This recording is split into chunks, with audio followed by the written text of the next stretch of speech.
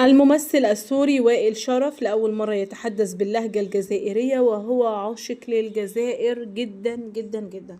تعالوا مع حضراتكم نشوف تفاصيل الخبر، بس في الأول كده هنصلي على رسولنا الكريم عليه أفضل الصلاة والسلام.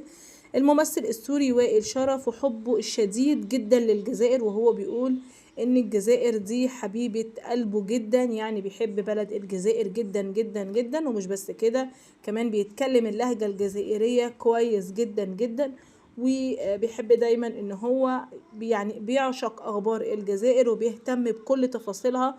وبيقول ان هو لما بينزل الجزائر بيحب يتمشى فيها، وان هي من اعلى درجات العشق والحب عنده. وشعب الجزائر شعب حقيقي جدا بحنيته، يعني شعب حي لا يموت ابدا ابدا. وبيقول ايام الثورة الجزائرية ان هو وهو بيتمشى في الجزائر بيحب دايما يشوف صور شهداء الجزائر اللي في كل مكان.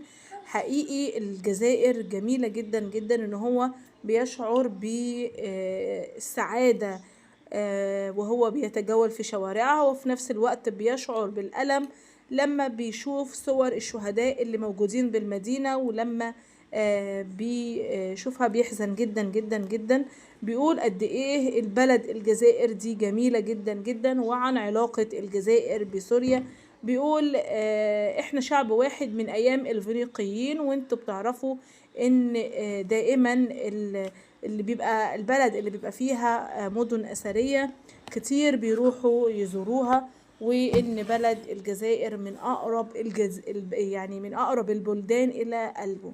ربنا يا رب يحفظ اهل الجزائر وشعبها، اللهم امين يا رب. انتهى الفيديو مع حضراتكم، ومع السلامة.